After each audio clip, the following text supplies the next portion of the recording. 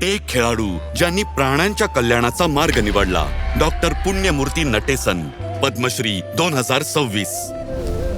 तंजावूर जिल्ह्यातील वल्लम या सुंदर गावात 1960च्या दशकात एक मुलगा शेतकरी कुटुंबात लहानाचा मोठा झाला. त्याला खेळ खूप आवडत. एक उत्कृष्ट खेळाडू आणि हॉकीपटू बनण्याचं त्याचं स्वप्न होतं. महाविद्यालयात शिक्षण घेणारा तो त्यांच्या कुटुंबातील पहिला सदस्य होता. तो त्याच्या आजोबांचा खूप लाडका होता.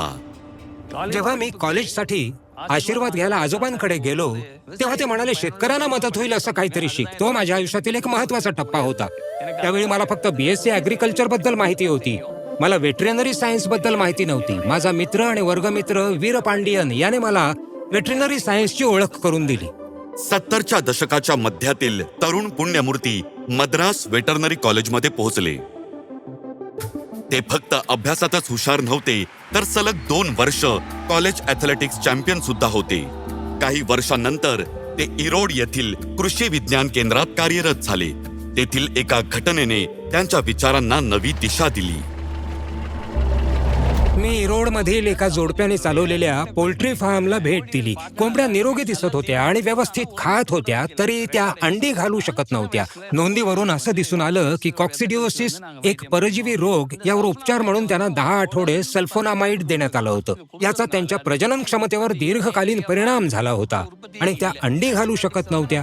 जर आपल्याला भविष्यासाठी अँटीबायोटिक्स वाचवायचे असतील तर आपण त्यांचा सुज्ञपणे वापर केला पाहिजे किंवा पर्याय शोधले पाहिजेत, हे मला जाणवलं. वनस्पतींच्या औषधी गुणधर्मांचा आधार घेऊन डॉक्टर पुण्यमूर्ती यांनी प्राण्यांच्या आजारांवर उपचार करण्यासाठी आणि त्यांना प्रतिबंध करण्यासाठी औषधी वनस्पतींचा वापर केला. अशा प्रकारे त्यांनी नैसर्गिक घटकांवर आधारित पशुवैद्यकीय प्रणाली म्हणजेच एथनो वेटरनरी मेडिसिन विकसित करून तिला मान्यता दिली. पशुपालकांसाठी मास्टायटिस हा एक गंभीर आजार आहे. यावर इलाज म्हणून 1 चमचा कोरफड, 2 मूठभर हळद आणि थोडा चुना यांचं मिश्रण वापरून इतर औषधांशिवाय यशस्वीपणे उपचार करता येतो. यावरून पारंपरिक सिद्ध आणि प्रभावी उपचारांची परिणामकारकता दिसून येते. त्यांच्या उपचारांमुळे लाखो गायी आणि शेतकऱ्यांना फायदा झाला.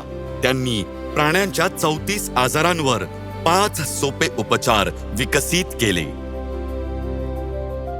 एक जबाबदार पशुवैद्य म्हणून जितकं निरोगी दूध, अंडी आणि मांस पुरवणं जरुरीचं आहे, तितकंच जमिनीचं आरोग्य टिकवण्यासाठी निरोगी शेण आणि गोमूत्र पुरवणं देखील जरुरी आहे.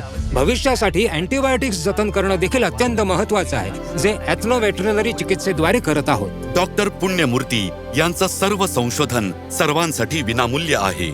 नॅशनल डेअरी डेव्हलपमेंट बोर्डने त्यांचं कार्य लाखो शेतकऱ्यांपर्यंत पोहोचवलं, ज्यामुळे मोठा फायदा मिळाला. मी मनाने एक खेळाडू आहे, त्यामुळे मी माझ्या कामावर मनापासून प्रेम करतो. डॉक्टर पुण्यमूर्ती नटेसन, पद्मश्री 2026.